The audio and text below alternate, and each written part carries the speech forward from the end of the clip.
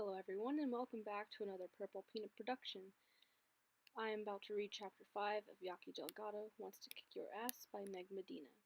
And it seems that I have lost my iPad somewhere, so instead of recording on that today, we are going to be recording on a MacBook. I personally like the iPad better for recording, so we'll just see how this goes. And as you can see, that is why we have a different backdrop today, but that's okay. We'll work with what we got. And before I begin, I give out an apology to everyone who's been asking for more chapters.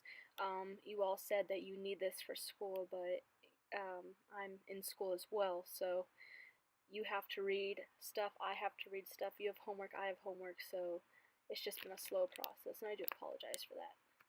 Are you crazy? Crushing on Alfredo? Darlene has me cornered at my locker. I can smell her juicy fruit gum. Do you have a death wish or something? Alfredo, what is it with this place and people I don't know? I ask. I'm not crushing on anybody. That's a bold-faced lie. It's true that I have no idea who Alfredo is, but I do have a total crush on Mr. Grandusky, the student teacher in global study. He's got hipster glasses and a Save the Elephants tie. When he asked me what defines something as a revolution, I nearly fainted. She crosses her arms. Well, I heard you were talking to Alfredo in the schoolyard this morning.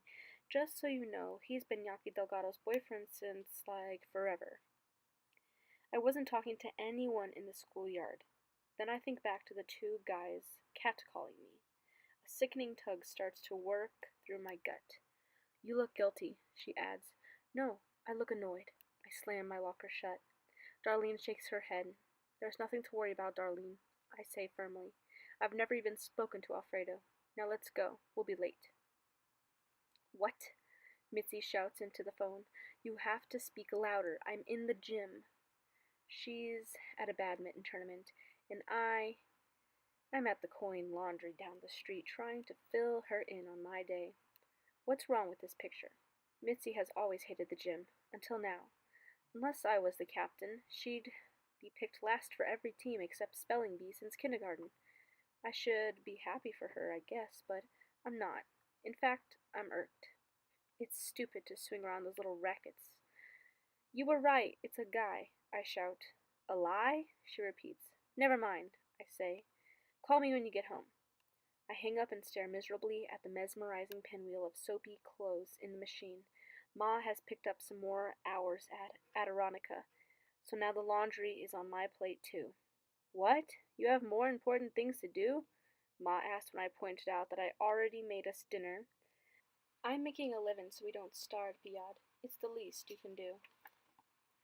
Nobody is ever beating off starvation in Mitzi's house. Her parents are so utterly boring, old-fashioned, and ordinary.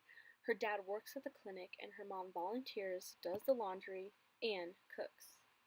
Everybody does his or her job, and Mitzi's is only to study. I decide that annoys me too. What would my life be like if my dad were still around? Easier, I bet, just like hers. When I was little, I played a private game called Who's Puppy? I could play it anywhere, the supermarket, the bus, out on the street. I'd spot a man and imagine he was my dad in disguise, following me from a safe distance. I'd pretend he would introduce himself and say, Beatty, I'm so sorry about everything. I've been thinking of you all these years. One day when we were back to school shopping, I almost followed a stranger into the men's room at a department store, pretending he was my father. Where are you going? Ma asked. She gave him a dirty look and ushered me away. When the washer stops, I realize that my unhooked bras have hopelessly tangled in the laundry. One straw is so tight around the agitator that I have to climb in halfway inside to get my stuff free. I've forgotten Ma's golden rule about hand-washing our personals. Somehow she's always right, I think, and that makes me feel even angrier. The attendant looks up from her paper. Trouble, honey? No, I'm fine, I grunt. In the end, I don't try to pick it all apart. Instead, I shove the ball of clothes in the dryer and stuff extra quarters in the slot, hoping it will dry anyway. I open my history book and get to work. It's hopeless, even when I try to think of other things, like Mr. Grunsky asking, what constitutes a revolution? Who's to blame for an uprising? I stare at the dryer and lose myself in thoughts that are just as circular. What constitutes a crush? What constitutes talking to somebody? Who is to blame for my social failure?